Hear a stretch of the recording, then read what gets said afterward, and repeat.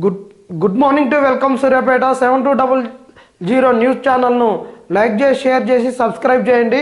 ఇక వార్తల్లోకి వెళ్దాం. ఆగిన దళిత బంధు కాంగ్రెస్ ప్రభుత్వం ఆదేశాలతో గ్రౌండింగ్ నిలిపివేసిన అధికారులు. భువనగిరిలో గతంలో కేసీఆర్ సర్కార్ అందించిన దళిత బంధు నిధులతో కొనుగోలు చేసిన వాహనాలు. నల్లగొండ జిల్లా వార్త. ఇది దళిత బంధు పథకాన్ని ఆపండి, మేము ఉత్తర్వులు ఇచ్చే వరకు ఏ ఒక్కరి లబ్ధిదారునికి కూడా నిధులు ఇవ్వద్దు. ఇది తెలంగాణలో కొత్తగా కొలువుదీరిన కాంగ్రెస్ ప్రభుత్వం ఎస్సీ కార్పొరేషన్ యంత్రాంగానికి ఇచ్చిన అల్టిమేటం. దీంతో గత బీఆర్ఎస్ ప్రభుత్వంలో ఎంపిక చేసిన లబ్ధిదారుల పేర్లు ఆన్లైన్లో చేసిన గ్రౌండింగ్ చేసే సమయంలో ఫుల్ స్టాప్ పడింది. ఇక దళిత బంధు అనే దాన్ని మళ్ళీ ఉత్తర్వులు ఇచ్చే వరకు లబ్ధిదారులకు ఇవ్వొద్దని సర్కారు ఆదేశం. సూర్యాపేట జిల్లాలో 67 మంది అకౌంట్లు ఫ్రీజ్. ఇక పోతే ఇందులో ఉన్నటువంటి హెడ్లైన్స్ చూస్తే పిల్లల భవిష్యత్తును నిలబెట్టాలి, దళిత కుటుంబాల్లో వెలుగులు నింపాలి, నిలిపివేయమని ప్రభుత్వం ఆదేశాలు ఇచ్చిందంట. తొలి విడతలో ప్రతి యూనిట్లో గ్రౌండింగ్ 33 కోట్లు విడుదల చేసిన బీఆర్ఎస్ సర్కార్. ఇదంతా ఈ దళిత బంధుకు సంబంధించినటువంటి అంశం. ఈ దళిత బంధుకు సంబంధించింది ఇక్కడ మనం కొద్దిగా డీప్గా చర్చ చేసుకోవాల్సిన అవసరం ఉంది. అసలు ఎస్సీ కార్పొరేషన్కి వచ్చేటటువంటి నిధులు, ఎస్సీ కార్పొరేషన్ చైర్మన్ ఉంటాడు. ఎస్సీ కార్పొరేషన్కి ఇచ్చేటటువంటి బడ్జెట్లో అలొకేషన్స్ ఒక రకంగా ఉంటాయి, తర్వాత రిలీజ్ చేసేటటువంటిది చాలా తక్కువ ఉంటాయి. ఎగ్జాంపుల్ ఒక 1000 కోట్లు అంటే దీనికి ఇస్తున్నాం బడ్జెట్లో పెడితే, ఒక ప్రపోజల్ పెడితే వాళ్ళు ఇచ్చేది ఎంత ఇస్తారా అంటే 300 కోట్లు ఇస్తారు. 300 కోట్లల్లో వాళ్ళు ఖర్చు చేసేది ఎంత అంటే ఒక 100 కోట్లు ఖర్చు చేస్తారు. 200 కోట్లు ఎడిపోతాయి అంటే ఇట్లా కాళేశ్వరం లాంటి ప్రాజెక్టు, లేకుండా అప్పుడు ఉన్నటువంటి ప్రభుత్వం ఏదైతే ప్రెస్టేజియస్గా తీసుకుంటుందో అది వాళ్ళకు అత్యంత ప్రామాణికమైనటువంటి ఒక ప్రాజెక్టుగా అనుకుంటుందో ఆ ప్రాజెక్టుకు నిధులు మళ్తాయి. కానీ చాలామంది ఏమనుకుంటారంటే ఇక ఎస్సీ కార్పొరేషన్ ఉంది మాకు వస్తాయి. అసలు ఎస్సీ కార్పొరేషన్ నుంచి ఏమి రావురా నాయన. గతంలో కూడా ఎంత అంటే 1,00,000 2 లక్షలకు ఇచ్చేది. ఆ 2 లక్షలకు కూడా వీళ్ళు ఏం చేస్తారంటే సబ్సిడీ ఇప్పుడు 80% అయింది. 2 లక్షలకు 40,000 ఒకటేసారి కట్టించుకొని 2 లక్షలు ఇచ్చేస్తారు అకౌంట్లోకి. ఇటు 1,40,000 1,60,000 ఈయనకు ప్రాఫిట్ అవుతుంది బెనిఫిషరీకి. ఈ 1,60,000 తోటి ఆడు జోబులు వేసుకుంటాడు, ఒక వ్యాపారం చేయడు, ఏమీ చేయడు. ఈ దళిత బంధు 10 లక్షలు అనేటటువంటిది మంచిగానే ఉంది, కానీ ఒక్కనికి 10 లక్షలు కాకుండా ఒక 5 లక్షల వరకు పెట్టేసి ఒక సెలెక్టెడ్గా ప్రతి 5 ఇయర్స్కు కొన్ని మండలాలను సెలెక్ట్ చేసుకొని కొంతమందిని చదువుకున్నటువంటి వాళ్ళను, మంచి ఉన్నత విద్యను అభ్యసించి ఉద్యోగాలు లేనటువంటి వాళ్ళను గ్రౌండ్ లెవెల్లో ఒక క్షేత్రస్థాయిలో సర్వేలు చేసి వాళ్ళకు సెలక్షన్ చేసి ఇస్తే మంచిగా ఉంటుంది. కానీ సెంట్రల్ గవర్నమెంట్ నుండి కూడా దళితులకు నిధులు వస్తాయి. ఈ నిధులను వాడరు. ఈ నిధులు మొత్తాన్ని వేరే ప్రాజెక్టులో పోతాయి. దళితులకు ఉన్నటువంటి సప్లాన్ను నిర్వీర్యం చేస్తున్నారు. గతంలో కాంగ్రెస్ తెచ్చిన ఎన్నో కొట్లాటల వల్ల సప్లాన్ వచ్చింది, వాళ్ళు కూడా సక్రమంగా ఉపయోగించలేదు. ఇప్పటికైనా దళిత బంధు విషయంలో ఎంతో రథంతం చేసి ఈ కాంగ్రెస్ పార్టీ అధికారంలోకి రావడం జరిగింది. రథాంతం ఏం లేదు, వాస్తవాలను బయటికి వెలిబుచ్చింది. కానీ ఇప్పటికైనా ఈ కాంగ్రెస్ 60 ఏళ్లలో ఉమ్మడి రాష్ట్రంలో పరిపాలన చేసింది. ఇప్పుడు వచ్చినటువంటి కొత్త రాష్ట్రం తెలంగాణలో వీళ్ళు మొదటిసారిగా కాంగ్రెస్ పార్టీ అనేది అధికారంలోకి వచ్చింది. ఈ కాంగ్రెస్ పార్టీ అధికారంలోకి వచ్చిన ఇప్పుడన్నా కానీ ఈ దళితుల విషయంలో, ఈ సప్లాన్ విషయంలో మేమే తెచ్చినామని చెప్పుకోవడమే కాకుండా వీటిని పకడ్బందీగా ఇంప్లిమెంట్ చేయాలి. అవకతవకలు జరిగితే ఎమ్మటే జైల్లోకి పంపించాలి. అన్నగారిన వర్గాలను ఇంకా వెలుగులోకి తీసుకొని వచ్చి వాళ్ళని ఆర్థిక చైతన్యవంతం చేయాల్సిన అవసరం ఎంతైనా ఉంది. కానీ ఇవన్నీ ఒక ఓట్ బ్యాంక్ రాజకీయాలకే ఈ దళితులను, బీసీలను, ఎస్టీలను ఉపయోగించుకోవడంలో ఎలాంటి మంచి విషయం కాదు. దీనిని ఇక్కడ ఉన్నటువంటి కుల సంఘాలు కూడా దీనిని ఎప్పటికప్పటికి ఎండగట్టాలి. ఇప్పుడు కొత్త రాష్ట్రంలో కొత్తగా వరవడిని సృష్టించాలి. కుల సంఘాలు కూడా పార్టీలకు ఒత్తాసు పలకొద్దు. మండల చైర్మన్ నివాసంలో న్యూ ఇయర్ వేడుకలు. గుత్తా సుఖేందర్ రెడ్డి గారి ఇంట్లో బీఆర్ఎస్ నాయకులు అన్ని పార్టీలలో పోయి ఉత్సవాలన్నీ చేయడం జరిగింది. సృజనకు పదును, ప్రతిభకు గుర్తింపు. పాఠ్యాంశాల బోధనలో సైన్స్ టీచర్ పవిత్ర ప్రత్యేకత. విద్యార్థి కేంద్రీకృత అభ్యాసనానికి ప్రాధాన్యం. రైతు వాతావరణ సమస్యల పరిష్కారానికి కృషి. ఆమె సేవలకు రాష్ట్ర స్థాయి అవార్డులు. తాజాగా 17 నుంచి 20 వరకు జరిగే NSTWకు ఆహ్వానం. సెంట్రల్ గవర్నమెంట్లో లెవెల్లో జరిగేటటువంటి వీటన్నిటికి కూడా ఈమెకు అవార్డులు రావడం జరిగింది. ఈమె చేసినటువంటి విద్యార్థులతో చేయించినటువంటి ప్రత్యేకతలు ఏంటంటే ఈ ఉన్నటువంటి గ్రామస్థాయి ఒక ఇక్కడ వార్త ఎక్కడి నుంచి వచ్చింది అంటే ఇది గరిడపల్లి మండలం నుంచి వచ్చినటువంటి వార్త. ఈ గరిడపల్లి మండలంలో ఉన్నటువంటి ప్రభుత్వ పాఠశాలలో పనిచేసేటటువంటి ఉపాధ్యాయులు మన ప్రైవేటు స్కూళ్ళల్లో కెమికల్స్ ఉంటాయి, అన్నీ ఉంటాయి. కానీ ప్రైవేట్ స్కూల్ గవర్నమెంట్ స్కూళ్ళల్లో కెమికల్స్ ఉండవు, ఎలాంటి ఎక్విప్మెంట్స్ ఉండవు. అలాంటి పరిస్థితులలో కూడా, అంత గడ్డు పరిస్థితులలో కూడా విద్యార్థులను ఒక సైన్స్ ప్రయోగశాల వైపుకు నడిపించి వాళ్ళకు సైన్స్లో ఒక ప్రావీణ్యతను, వాళ్ళ సైన్స్ను అనేటటువంటిది ఎక్స్పెరిమెంట్తో కూడుకున్నటువంటిది. సైన్స్ అంటేనే ఒక ప్రశ్నకు ఎమ్మటి పరిష్కారం వైపుగా ఆలోచించేటటువంటి సబ్జెక్టు. ఇక తాత్వికత ఎంతో ఉంటుంది, ఒక రేషనాలిటీ ఉంటుంది. కాబట్టి అటువైపు విద్యార్థులను ప్రయాణింపజేస్తూ మంచి మంచి ప్రయోగాలు చేపిస్తూ అన్ని సైన్స్ ఫెయిర్లలో మంచి అవార్డులు తెప్పిస్తున్నటువంటి ఉపాధ్యాయురాలు. అలానే చేయాలి. చూడండి, ఈమె ఇక్కడనే చూస్తే ఇక్కడ ఇంటర్మీడియట్కి ఇప్పుడు ప్రాక్టికల్స్ డేట్స్ ఇవ్వడం జరిగింది. ఇక్కడనే చూద్దాం. విద్యార్థులకు దక్కని ప్రయోగము. రసాయనాల కొరత ఉన్న సూర్యాపేట ప్రభుత్వ జూనియర్ కళాశాల. ఒక జూనియర్ కళాశాలనే కెమికల్స్ లేవు. వాళ్ళకి యాక్చువల్గా 30 మార్కులు ఉంటాయి. ఫిజిక్స్కి 30, కెమిస్ట్రీకి 30 ఉంటాయి. 30 మార్కులు, 60 మార్కులు. వాళ్ళు ఏం చేయకున్నా కానీ 30 మార్కులు వేయించుకుంటారు. ఇంకా ప్రైవేట్ కాలేజీలలో అయితే అసలు ల్యాబ్లకే పోరు, రికార్డులు కూడా ఒక నీరు ఒక 1000 రూపాయలు వాళ్ళే రాసిస్తారంటారు. అలాంటి పరిస్థితులను ఎదుర్కొని ఒక గౌట్ జూనియర్ కాలేజీలోనే లేనప్పుడు ఒక ప్రభుత్వ పాఠశాలలో ఏ విధంగా ఉంటాయి కెమికల్స్? కాబట్టి ఇలాంటి టీచర్లను సమాజం అనేటటువంటిది ఆదరించాలి.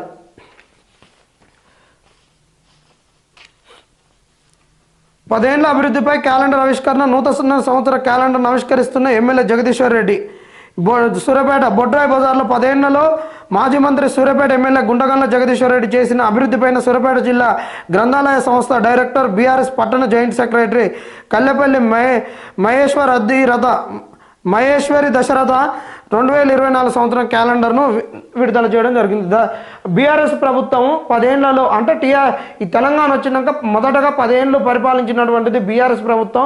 ఈ తెలంగాణలో ఈ సూర్యాపేటలో ఈ జగదీశ్వర్ రెడ్డి గారి గెలుపు కూడా, ఆయన రాజకీయంగా ఎమ్మెల్యే అయింది కూడా సూర్యాపేట నుంచే 2 సార్లు గెలిచిండు. ఇది 3వసారి హ్యాట్రిక్ కూడా కొట్టడం జరిగింది. ఆయన ప్రభుత్వం ఉన్నప్పుడు 10 ఏళ్లలో ఏం చేసిరు ఈ బీఆర్ఎస్ ప్రభుత్వం అనే దానిపైన ఒక క్యాలెండర్ రూపంలో, ఒక చిత్రాల రూపంలో విడుదల చేయడం జరిగింది. ధరణి నిలిపివేత.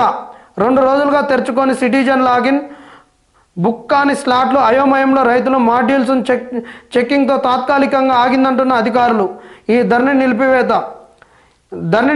దిశగా కొత్త ప్రభుత్వం అడుగులు వేస్తున్నట్లు కనిపిస్తుంది. ఇప్పటికే ధరణికి ప్రత్యామ్నాయంగా తీసుకొచ్చే భూమాత పేరు మార్పిడితో ధరణిలో మాడ్యూల్స్ మార్పిడిపైన సాంకేతిక బృందం కసరత్తు చేస్తుంది. ప్రభుత్వం ధరణిలో భూముల రిజిస్ట్రేషన్ ప్రక్రియ తప్ప మిగతా పనులు అధికారులకు పూర్తిగా నిలిపివేయగా తాజాగా 2 రోజుల నుంచి సిటిజన్ లాగిన్ ఓపెన్ కావడం లేదు.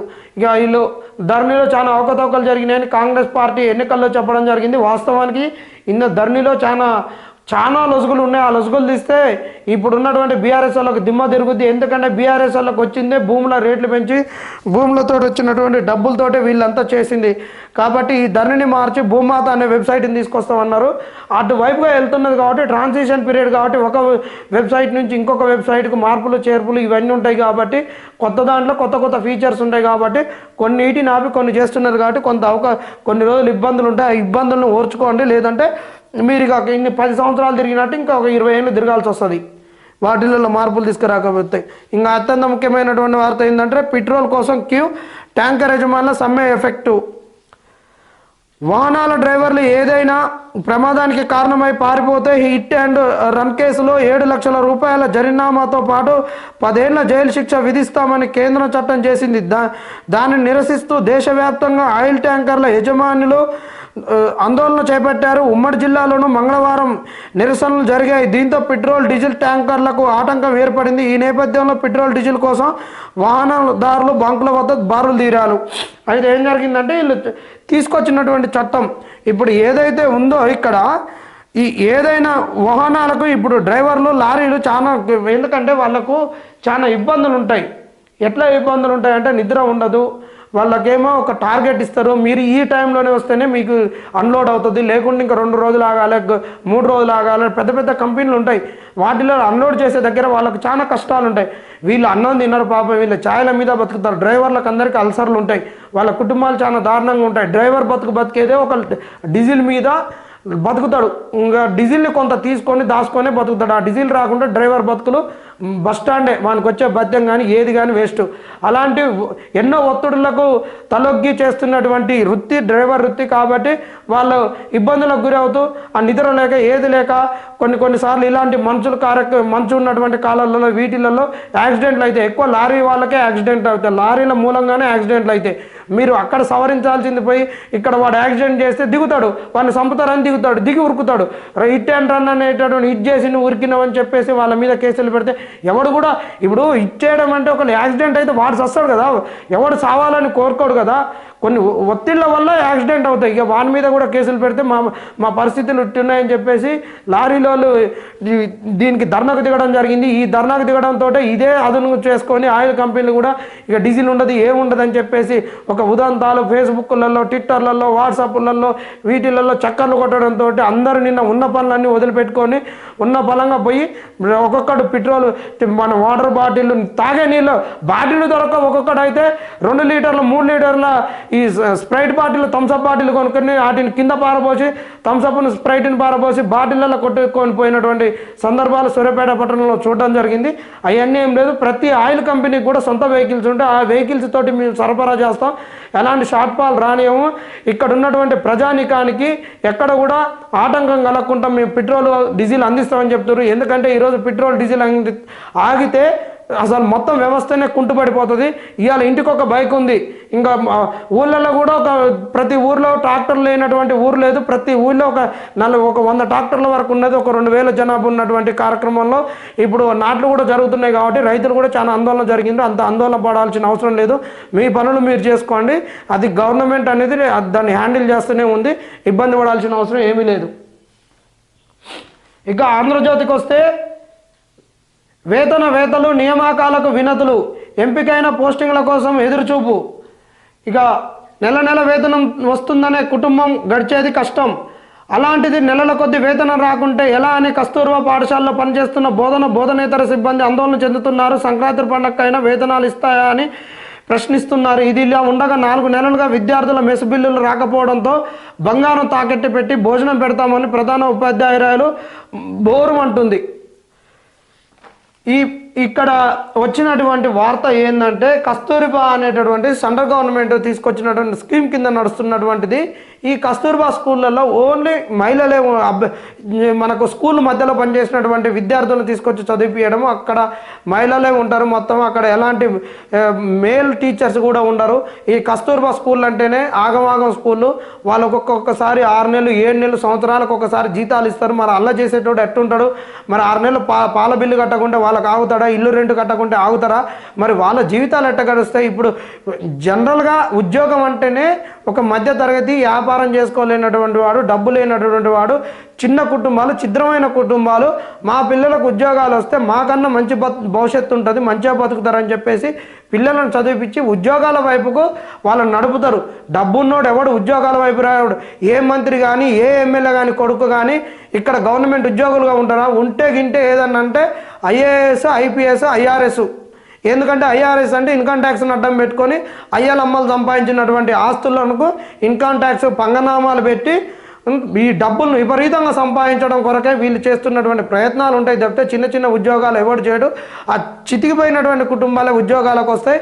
ఈడ ఇంకా మరీ ముఖ్యమైనటువంటి అంశం ఏంటంటే ఇక్కడ మెస్ బిల్లులకు సంబంధించిన అంశం ఉంది. ఈ మెస్ బిల్లులు ఎట్లుంటాయంటే వాళ్ళకి సంవత్సరాల కొద్ది కూడా ఇయ్యరు. మెస్ బిల్లులు బకాయిలు ఉంటాయి. వాడు టెండర్లు వేసినోడు వాడు చచ్చిపోవాలి, ₹2 మిత్తిలోకి వస్తాడు. అలాంటికి సంబంధించినటువంటి ఒక అంశం దీనిపైన సపరేట్ వీడియో కూడా చేయడం జరుగుద్ది. ఏంటంటే నల్లగొండ స్కూళ్ళల్లో ఒక టెండర్లు ఉన్నాయి, సూర్యాపేటలో ఒక టెండర్లు ఉన్నాయి, గురుకుల పాఠశాలలో వేసిన టెండర్లలో నల్లగొండ స్కూళ్ళకు ఇచ్చినటువంటి గురుకుల టెండర్లలో ఉన్నటువంటి రేట్లకు సూర్యాపేటలో ఉన్నటువంటి రేట్లకు చాలా అసలు పొంతన లేనటువంటి అంశము. అక్కడ వెల్లిపాయలు కనుక ₹40 ఉంటే ఇక్కడ ₹110. ఇట్లా కొన్ని ఎగ్జాంపుల్ చెప్తున్నాం. ఇక్కడ ఆ రోజు ఉన్నటువంటి జాయింట్ కలెక్టర్ ఉన్నటువంటి వ్యక్తి విపరీతంగా ఈ టెండర్లను చేసినటువంటిది. టెండర్లలో వాళ్ళు ఇచ్చినటువంటి ఎంత కోట్ చేసిరో వీళ్ళు ఈయన వాళ్ళకు అలొకేట్ చేసినటువంటి ఇచ్చిన ప్రొసీడింగ్స్ చాలా దారుణంగా ఉన్నాయి. వీటి గురించి ఒక సపరేట్ వీడియో చేస్తాం. అది కొన్ని కోట్లలో జరిగినటువంటి అవినీతిని 7200 వేదికగా బట్టబయలు చేయబోతున్నాం. పూర్తి ఆధారాలు ఉన్నాయి. ఇప్పుడు చూపించిన ఆధారాలు కానీ ఇంకా ఇన్ని ఫైల్స్ ఉన్నాయి. మొదలై వీళ్ళ భరతం పిల్లల కడుపులు కొడుతున్నారు. ఇప్పటికైనా ప్రభుత్వాలు మీరు మెస్ బిల్లులు ఆపొద్దు, చేస్తున్నటువంటి ఉపాధ్యాయులకు ఉన్నటువంటి వేతనాలు కూడా ఆపొద్దని చెప్తున్నాం. సంక్షేమ పథకాలపై అవగాహన కల్పించాలి. ప్రభుత్వం చేపట్టిన సంక్షేమ పథకాలపై ప్రజలకు అధికారులు అవగాహన కల్పించాలని కలెక్టర్ వెంకట్రావు అన్నారు. మంగళవారం మండల పరిధిలోని ఎల్లపల్లి గ్రామంలో ప్రజాపాలన దరఖాస్తుల స్వీకరణ కేంద్రాన్ని ఆయన తనిఖీ చేశారు. ఈ సందర్భంగా మాట్లాడుతూ ప్రజలు ఆందోళన చెందకుండా ప్రతి కుటుంబానికి దరఖాస్తులు అందజేసి వారి నుంచి పూర్తి వివరాలతో కూడిన దరఖాస్తులు తిరిగి తీసుకోవాలన్నారు. తెల్ల రేషన్ కార్డు లేకుండా దరఖాస్తు తీసుకోవచ్చని, వీటిని సాధారణ కౌంటర్లో ఇవ్వాలన్నారు. ఈ సందర్భంగా గ్రామానికి చెందిన అనంతుల బక్కయ్య రవి ఇక ఏంటంటే కలెక్టర్ వచ్చిండి ఎన్నపల్లి దగ్గరకు వచ్చి అసలు ఏం చేయాలా ఎట్లా చేయాలి అనేటటువంటిది అక్కడ ఉన్నటువంటి చైతన్యంగా ఉన్నటువంటి వాళ్ళు, చదువుకున్నటువంటి వాళ్ళు, రాజకీయ నాయకులు ప్రజలకు సంక్షేమ పథకాలు ఈ ప్రభుత్వం ఏమిస్తుంది, ఎట్లా వినియోగించుకోవాలి, దుర్వినియోగం చేయొద్దు అనేటటువంటి చైతన్యం మర్చాలని చెప్పారు. చాలామంది రేషన్ కార్డు లేకుండా ఎట్లా అప్లై చేయాలి, అసలు రేషన్ కార్డు లేకుండా మేము అప్లికేషన్ ఇవ్వలేము అనేటటువంటి ఒక మీమాంసలో గందరగోళంగా ఉన్నారు. అలాంటి ఉన్నటువంటి సమస్యలను నివృత్తి చేయాలని చెప్పడం జరుగుతుంది. రేషన్ కార్డు లేకుంటే ఏం లేదు, మీరు వైట్ పేపర్ మీద రాసి దానికి ఎన్క్లోజర్ ఇచ్చేసి రేషన్ కార్డు అన్న ద్వారా కొత్త రేషన్ కార్డుకు అప్లై చేసిన అనేటువంటి కాలాన్ని మీరు ఫిల్ చేయండి. బీఆర్ఎస్లో 3 మెన్ కమిటీ ఓడిన ఎమ్మెల్యేలపై క్యాడర్ నిరసన వ్యక్తం చేస్తుంది. ఎంపీ ఎన్నికల్లో నిధుల ఖర్చులకు అధిష్టానం దూతలు. అసెంబ్లీ ఎన్నికల్లో ఫలితాల్లో ఉమ్మడి నల్లగొండ జిల్లాలో బీఆర్ఎస్ చతికిలబడింది. 12 అసెంబ్లీ స్థానాల్లో 11 చోట్ల గులాబీ పార్టీ అభ్యర్థులకు భారీ మెజార్టీ తేడాతో ఓడిపోవడం జరిగింది. ఇదే అదునుగా ఆయా నియోజకవర్గాల్లో ఇంతకాలము వారిని వ్యతిరేకిస్తున్నారు. కొత్త ప్రతిపాదనలు తెరపైకి తెస్తున్నారు. పార్లమెంట్ ఎన్నికలకు ఇన్ఛార్జీలుగా మాజీ ఎమ్మెల్యేలను నియమించకుండా పార్టీ తరపున 3 మెన్ కమిటీలు ఏర్పాటు చేయాలని కోరుతున్నారు. మనం నిన్ననే చూసినాం ఏంటంటే ఓడిపోయినటువంటి వాళ్ళను నియోజకవర్గ ఇన్ఛార్జీలుగా ఇస్తే కోదాడలో బొల్లమల్ల యాదవ్ని ఇస్తే బొల్లమల్ల యాదవ్ ఉండదు, బొల్లమల్ల యాదవ్ని కనుక మళ్ళీ ఇన్ఛార్జికి ఇస్తే బీఆర్ఎస్ను బొంద పెడతాడని చెప్పడం జరిగింది. వాళ్ళు మన గుంట్లకన్న జగదీశ్వర్ రెడ్డి గారికి మంత్రి కాడికి వచ్చి కూడా ఒక 50 మంది వినతి పత్రం ఇవ్వడం జరిగింది. వాళ్ళ పార్టీలో ఉన్నటువంటి అంతర్గత అంశము. ఇక విందు వినోదము, ఆర్టీసీ ఉద్యోగులకు వనభోజనాలు 2 విడతలుగా నిర్వహణ, నిధుల కేటాయింపు, సమస్యలు పరిష్కరిస్తే చాలంటున్న ఉద్యోగులు. రోజుకు 10 నుంచి 12 గంటలు కష్టపడే ఆర్టీసీ ఉద్యోగుల్లో ఉత్సాహం నింపేందుకు ప్రభుత్వం చర్యలు తీసుకుంటుంది. ఇందులో భాగంగా ఆర్టీసీ ఉద్యోగులకు వనభోజనాల పేరుతో విందులు ఏర్పాటు చేయనుంది. నేటి నుంచి వారం రోజుల పాటు ఈ కార్యక్రమం విడతల వారీగా కొనసాగుతుంది. ఇందుకోసం ప్రభుత్వం నిధులు కూడా కేటాయించింది. అయితే తమకు విందులు వద్దని, సమస్యలు పరిష్కరిస్తే చాలని. ఇక విందు వినోదం అన్నారు. వీళ్ళేమన్నా పాపమైన సాఫ్ట్వేర్ ఉద్యోగుల, నువ్వు విందు వినోదం ఎప్పుడు ఇస్తావా? వాళ్లకు ఉద్యోగంలో ఉన్నప్పుడు ఒక 2 గంటలు రెస్ట్ ఇచ్చేటటువంటి రెస్ట్ రూమ్లు ఉండాలి. అక్కడ వాళ్ళకి రెస్ట్ ఇస్తే రెస్ట్ తీసుకొని ఉద్యోగం చేస్తాడు. కానీ నువ్వు ఉద్యోగాన్ని రోజుకు 12 గంటలు చేయించి సంవత్సరానికి 2 రోజులు విందు వినోదం అని చెట్ల కింద తీసుకుపోయి తాగినంత తాగిరి, తిన్నోనికి తిన్నంత అని డబ్బులు ఇస్తే వాడు తాగి ఒక 2 రోజులు నువ్వు సంవత్సరం మొత్తం వాడిని రాకి పెట్టిందంతా ఒక 2 రోజులు నువ్వు వినోదాలు చేపిస్తే ఎగిరిపిస్తే వస్తుందా? వాళ్ళు అన్నది కరెక్ట్, మాకు విందులు వద్దు, వినోదాలు వద్దు.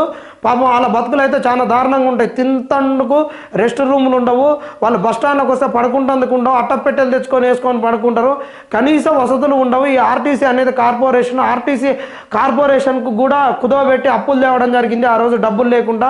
ఈ ఆర్టీసీని బీఆర్ఎస్ ప్రభుత్వం అసలు లాక్కుందామని చేసింది. బీఆర్ఎస్ చేసిన దానికి విరుగుడుగా మీరు చేయాలంటే వసతులు కల్పించాలి, కొత్త బస్సులు తేవాలి. ఆక్యుపెన్సీ పెరిగింది కాబట్టి కొత్త బస్సులు ఉండి కండిషన్ ఉన్న బస్సులు ఉండాలి. ఆ బస్సులు అయితే విందులు వినోదాలు ఇచ్చి డబ్బులు వేస్ట్ చేస్తే మీరు కూడా బీఆర్ఎస్ వాళ్ళ లెక్క తూతూ మంత్రం తుమ్మకాయ మంత్రం అన్నట్టుంటుంది. ఇలాంటివి చేయడం వల్ల ఏమి ఉండదు. వాళ్ళు కూడా విందులు వినోదాలు ఇచ్చే యువతను కూడా డ్యాన్స్ లేపించి పబ్బులు లెక్క చేపించింది జరిగింది. మీరు కూడా అదే వరవడిలో కొత్త పేర్లు పెట్టుకొని పోతే మాత్రం మీరు కూడా ఈ తెలంగాణ సమాజాన్ని మోసం చేసినటువంటి వాళ్ళే అవుతారు. ఇక ఈనాడు పేపర్లోకి వెళ్ళిపోతే గడువు ముగిసే అనుసంధానం ఆగే. ఇది సూర్యాపేట ఆధార్ జాబ్ కార్డుకు అనుసంధానం చేస్తున్న ఏపీఓలు, క్షేత్రస్థాయి ఉద్యోగస్తులు. ఇక ఏంటంటే కేంద్రం ప్రవేశపెట్టిన ఆధారిత వ్యవస్థ ద్వారా కూలీ పొందడానికి ఉమ్మడి జిల్లాలో 56,000 మంది అనర్హులుగా మిగిలారు.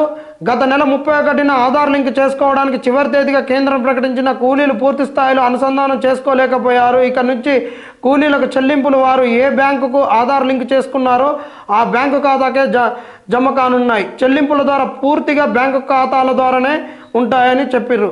దీంతో ఏబిపిఎస్ అనుసంధానం కాని వారంతా కూలీ సొమ్ము పొందడం ఎలా అనే అయోమయంలో పడ్డారు.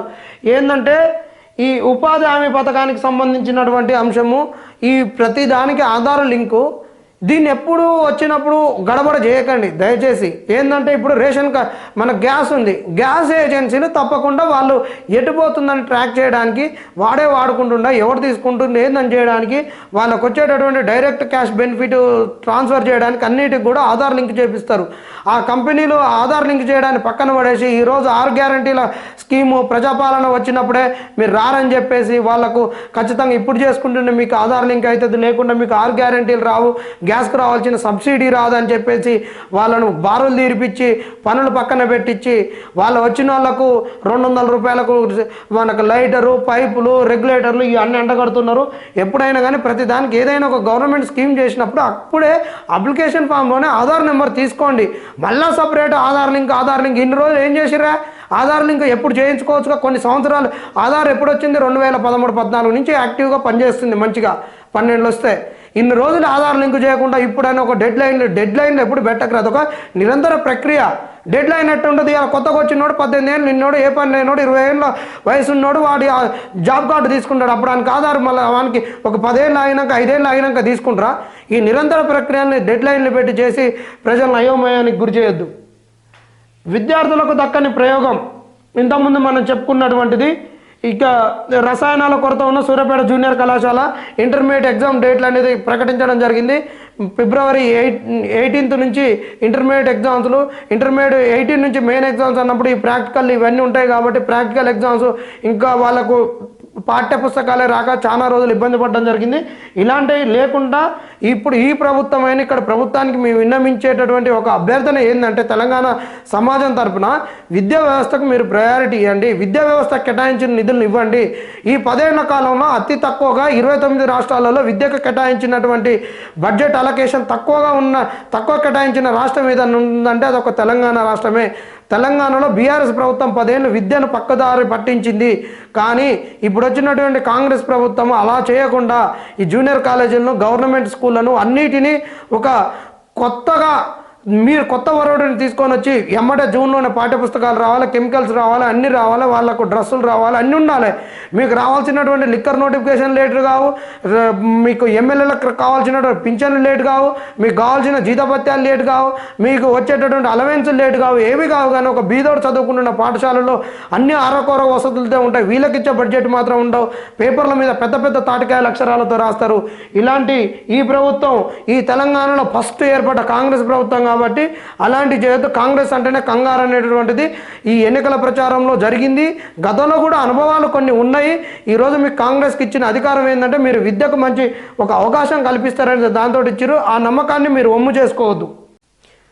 తెలంగాణ సాయుధ పోరాట యోధురాలి కన్నుమూత. నాగారంలో ఈ నాగారం పంచాయతీ సమితి మొదటి అధ్యక్షుడు గుంటగండ్ల పిచ్చిరెడ్డి సతీమణి సాయుధ పోరాట యోధురాలు సిపిఐ సీనియర్ నేత గుంటగండ్ల సుశీల 92 సంవత్సరాలు ఆదివారం హైదరాబాద్లో మరణించడం జరిగింది.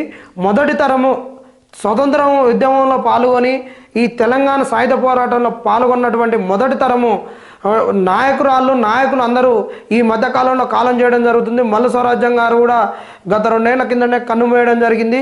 ఈమె 92 సంవత్సరాలు. ఈ తెలంగాణ సాయుధ పోరాట యోధురాలు కూడా ఇప్పుడు కన్నుమూయడం జరిగింది. ఇలాంటి తరం పోతుంది, తరం మారుతుంది, స్వరం మారుతుంది. ఈ తరం మారడంతో ఇప్పుడు వచ్చినటువంటి కొత్త తరం మొత్తం డబ్బు రాజకీయాలు, విలువలతో కూడినటువంటి రాజకీయాన్ని పక్కన పెట్టేసి డబ్బులతో కూడిన రాజకీయాన్ని తీసుకురావడం జరుగుతుంది. అట్లనే చూడండి, ఎవరి కోసం క్రాంతి అనే దాన్ని ఇట్లా విడమర్చి ఒక ఎటకారంగా చేయడం జరిగింది. కొత్తగా కొలువుదీరిన కాంగ్రెస్ ప్రభుత్వం నామినేటెడ్ పదవుల పదేరానికి తెరలేపింది. కష్టకాలంలో పార్టీకి అండగా నిలిచిన వారికి స్థాయిని బట్టి సముచిత స్థానం కల్పించే క్రతువును త్వరలోనే చేపడతామని ఇటీవల సీఎం రేవంత్ రెడ్డి పార్టీ సమావేశాలు అంతర్గతంగా వెల్లడించడంతో ఉమ్మడి జిల్లాలో ఆశావులు పదవులు దక్కించుకోవడానికి వేర్వేరు మార్గాల ద్వారా ప్రయత్నాలు చేస్తున్నారు. కొత్త ఏడాదిలో రాజకీయ కొలువులే లక్ష్యంగా నల్లగొండ, సూర్యాపేట, యాదాద్రి జిల్లాల్లో పార్టీ ముఖ్య నాయకులు సిద్ధమవుతున్నారు. ఇది ఇక్కడ దీని గురించి ఇక్కడ చర్చిద్దాం. ఇది అన్ని కలిపి ఒకటేసారి. ఇక మనం సాక్షిలోకి వెళ్తే వారసులు వస్తున్నారు. ఎంపీ టికెట్ రేసులో ముఖ్య నేతల కుటుంబ సభ్యులు. నల్లగొండలో కాంగ్రెస్ నుంచి జానో తనయుడు రఘువీరారెడ్డి, బీఆర్ఎస్ నుంచి సుఖేందర్ రెడ్డి తనయుడు అమిత్ రెడ్డి, భువనగిరి టికెట్ ఆశిస్తున్న కోమటిరెడ్డి లక్ష్మి, సూర్యపవన్ రెడ్డి, కుమ్మం కీర్తిరెడ్డి. ఇక ఇదంతా ఏంటంటే ఇక తనయులు వస్తున్నారు అనేటువంటిది. ఇలా ఏముంటుంది, ఎవరు వారసులు ఎవరు వస్తున్నారు అనేటటువంటిది ఇక్కడ కూడా మన ఎవరి ప్రయత్నాలలో వారే. ఇది చదివితే అసలు ఎవరు చేస్తున్నారు అనేది తెలుస్తుంది. అసెంబ్లీ ఎన్నికల సందర్భంలో సూర్యాపేట టికెట్ను రామరెడ్డి దామోదర్ రెడ్డికి ఇవ్వగా పటేల్ రమేష్ రెడ్డి వర్గీయులు ఆందోళనకు దిగడంతో పాటు ఎన్నికల్లో పోటీ చేసేందుకు సిద్ధపడ్డారు. దీంతో ఆయనకు అప్పటి కాంగ్రెస్ నేతలు ఎంపీ అవకాశం కల్పిస్తామని ప్రకటించారు. దీంతో ఎంపీ టికెట్ తనకే వస్తుందనే ఆలోచనలో రమేష్ రెడ్డి ఉన్నారు. అయితే అసెంబ్లీ ఎన్నికల్లో ఓడిపోవడంతో దామోదర్ రెడ్డి కూడా ఎంపీ టికెట్ ఆశిస్తున్నట్లు తెలుస్తుంది. బీఆర్ఎస్ నుంచి మాజీ ఎమ్మెల్యే శానంపూడి సైదిరెడ్డి కూడా ఆశిస్తున్నట్టు తెలుస్తుంది. బీజేపీ నుంచి గార్లపాటి జితేందర్, సంకినేని వెంకటేశ్వరరావు, మన్యం రంజిత్ యాదవ్, బండారు ప్రసాద్, గోలి మసూదన్ రెడ్డి టికెట్ ప్రయత్నాలు చేస్తున్నారు. భువనగిరి ఎంపీ టికెట్ కోసం టీపీసీసీ ఉపాధ్యక్షుడు చామల కిరణ్ కుమార్ రెడ్డి, తీన్మార్ మల్లన్న, జడిపి మాజీ చైర్మన్ కసిరెడ్డి నారాయణ రెడ్డి కూడా ప్రయత్నాలు చేస్తున్నారు. బీఆర్ఎస్ నుంచి భువనగిరి మాజీ ఎమ్మెల్యే పైలశేఖర్ రెడ్డి, జిట్ట బాలకృష్ణారెడ్డి, బూడిద లక్ష్మే ప్రయత్నాలు చేస్తున్నారు. అయితే ఇక్కడ వారసులు వస్తున్నారు, కరెక్టే. ఇప్పుడు బీఆర్ఎస్లో వారసులే ఉన్నారు, కాంగ్రెస్లో వారసులే ఉన్నారు. అసలు కాంగ్రెస్ పార్టీ ఎందుకు గెలిచింది? అసలు కాంగ్రెస్ పార్టీ గెలవడం అంటే ఇవాళ బీఆర్ఎస్ కొన్ని మంచి పనులు చేసింది కాదనట్లేము. అసలు బీఆర్ఎస్ ఓడిపోవడానికి మూల కారణం ఏంటంటే వాళ్ళ అహంకారం, వాళ్ళ తలబిరుసుతనం, ప్రెస్ మీటింగ్లలో ఇష్టం వచ్చినట్టు మాట్లాడడం, ఏదన్నా తప్పు జరిగిందని చెప్పితే దాడులు చేయించడం, వీటితోటి విసుగు వేసారిన ప్రజలు గద్దె దింపాలనుకున్నారు. దాంతోపాటు ఉద్యోగాలు ఇవ్వకపోవడంతో నిరుద్యోగులు నైరాశ్యానికి గురై వాళ్ళు ఉద్యమాన్ని చేపట్టి ఈరోజు కాంగ్రెస్ పార్టీని అధికారంలో తీసుకురావడానికి జరిగింది. ఒక్క సంవత్సరం వెనక్కి వెళ్తే కాంగ్రెస్ పార్టీ యొక్క స్థితిగతులు ఏంది? గత సంవత్సరము డబ్బున్నోడే రాజకీయమా? బీఆర్ఎస్ పార్టీ చేసినటువంటిది ఏంటంటే ఒక సర్పంచ్ పోటీకి 40 లక్షలు, 50 లక్షలు, 80 లక్షలు డబ్బున్నోడు పెట్టి టీఆర్ఎస్ పార్టీ అధికారంలో ఉన్నప్పుడు సర్పంచులకు గెలవడం జరిగింది. ప్రజాస్వామ్యం అంటే ధనస్వామ్యంగా బీఆర్ఎస్ పార్టీ మార్చడం జరిగింది, వారసులకే ఇవ్వడం జరిగింది. కల్వకుంట్ల కుటుంబంలోనే 4 ఉన్నారు, వారసత్వ రాజకీయం అని అందరూ చెప్పడం జరిగింది.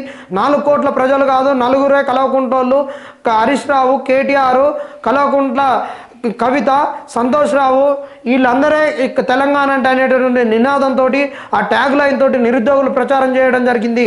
మరి ఇప్పటికైనా కాంగ్రెస్ అధికారంలోకి రాగానే కోమటిరెడ్డి వాళ్ళ ఇంటి నుండి ఆయన అంటాడు, ఇక్కడి నుంచి గుత్త సుఖేందర్ రెడ్డి నా ఇంటి నుంచి ఈయన అంటాడు, బీఆర్ఎస్ నుంచి ఇక మీరే చేయరి, మీరే డబ్బులు సంపాదించరు, మీరే వ్యాపారాలు చేయరి.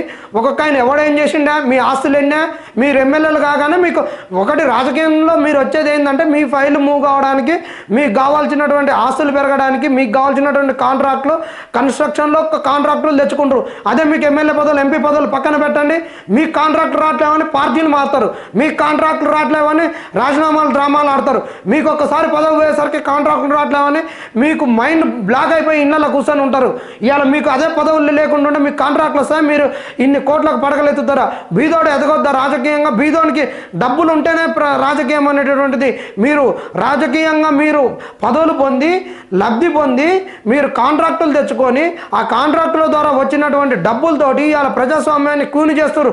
ఇది ప్రజాస్వామ్యాన్ని కూని చేయడం అనేటటువంటిది ఒక పార్టీకి సంబంధించిన అన్ని పార్టీలు అనమాట. అన్ని పార్టీలు ఈ లంగ రాజకీయమే చేస్తాయి.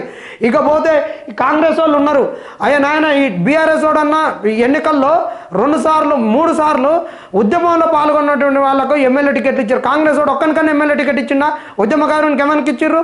ఒక కరీంనగర్ నుంచి వచ్చింది మేడిపల్లి సత్యంకి ఇచ్చారు. మేడిపల్లి సత్యంకి ఇచ్చింది కూడా తది టీడీపీ నుండి ఉన్నాడు, ఆ లాబింగ్ ద్వారా కొంత ఆయనకు ఒక్కనికి వచ్చింది. ఎవరికి ఇచ్చారు మీరు ఎమ్మెల్యే టికెట్లు? ఎంతమందికి ఇచ్చారు? ఉద్యమకారులను ఆదుకుంటామని చెప్పారు, ఉద్యమకారులకు టికెట్లు ఇచ్చారా మీరు? ఉద్యమకారులకు కార్పొరేషన్ పదవులు ఇరి మీరు రాజకీయంగా ఇప్పుడు ఉన్నటువంటి వాళ్ళు మీ కాంగ్రెస్ వాళ్ళు మేము చేసినాం అది చేసినాం. ఎవడా కాంగ్రెస్ వాడు 10 ఏళ్ళు చేసింది? ఎవడు లేడు. ఒక్కొక్క ఇవాళ తోపులం పుడింగిలో అని మిసాలు తిప్పేటోళ్ళు, రొమ్ములు తరుచుకునేటోడు ఏ గ్రామాలలో కూడా ఇవాళ బీఆర్ఎస్కు వ్యతిరేకంగా పోరాడి చేసినటువంటి వాడు ఎవడు లేడు. ఈ యువత బీఆర్ఎస్ యొక్క చేస్తున్నటువంటి దాష్టికాలకు అడ్డుకట్ట వేయడానికి వీళ్ళు గోడలుగా నిలబడ్డారు, వీళ్ళే ప్రశ్నించారు, వీళ్ళే దాడులకు బీఆర్ఎస్ వాళ్ళు చేస్తున్నటువంటి దాడులకు బలైపోయారు. ఒళ్ళులు పలగొట్టుకున్నారు, తలలు పలగొట్టుకున్నారు, కేసులు మోపించుకున్నారు. ఇవాళ ఒక్క కాంగ్రెస్ వాడు కూడా రాలేదు. మా మండలంలో ఏ కాంగ్రెస్ నాయకుడు వచ్చిండు? ఎవరు లాబింగ్ ఏం చేసింది మాకు తెలియదా? ఈ బీఆర్ఎస్ వాళ్ళు చేసిన దాష్టికానికి నిలిచినటువంటి యువతను, నిరుద్యోగులను, ప్రజా సంఘాలను అన్నిటిని దూరం పెట్టేసి మళ్ళీ మా కాంగ్రెస్ వాళ్ళ మేమేదో చేసినాం, డబ్బులు పెట్టినాం, మేము గెలవడానికి డబ్బులు అందించినాం. అరే నాయన, డబ్బులు పెడితే అంతటా ఎందుకు గెలవలేదు? 2 సార్లు ఎందుకు గెలవలేదు? 2018లో మీ కాంగ్రెస్ వాళ్ళు ఎందుకు గెలవలేరు చెప్పి? ఆ రోజు డబ్బులు లేవా మీ దగ్గర? ఈ 10 ఏళ్లలో మేము పార్టీకి దూరం అయినాము, మాకు అధికారం లేదు, మా డబ్బులు లేవు, బీదోళ్ళం అన్నారు. మరి ఈసారి డబ్బులు పెడితే ఎందుకు ఓట్లు వచ్చినాయి? ఈ ప్రభుత్వం పైన, ఈ బీఆర్ఎస్ ప్రభుత్వం పైన, ఆగడాల పైన వీళ్ళు ఒక వ్యతిరేకతను సృష్టించిర్రు, ఒక వ్యతిరేకతను కూడగొట్టిర్రు, ఒక వ్యతిరేకతను కుప్పేసిర్రు. అప్పుడే మీ కాంగ్రెస్ పార్టీ గెలిచింది. ఇక మీరు మా కాంగ్రెస్ వాళ్ళే మేమే అనేటటువంటిది ధోరణి కనుక మీరు కనుక ఈ ప్రజల్లోకి తీసుకొని పోతే, ఈ బీఆర్ఎస్ వాళ్ళు అనేటటువంటి వాళ్ళు ఓడిపోయినా కానీ ఒక బలమైన ప్రతిపక్షాన్ని ఇచ్చేటటువంటి దిశగా ఉన్నారు. దానికి తెలంగాణ సమాజం కూడా స్వాగతిస్తుంది. ఎప్పుడైనటువంటిది ప్రతిపక్షం బలంగా ఉండాలి. ప్రతిపక్షం బలంగా లేనప్పుడు యూనివర్సిటీలు ప్రశ్నిస్తాయి. ఆ యూనివర్సిటీలు ప్రశ్నించొద్దని యూనివర్సిటీలలో కంచెలేసినటువంటిది ఈ బీఆర్ఎస్ ప్రభుత్వం. కంచెను తీపిస్తున్నారు కరెక్టే.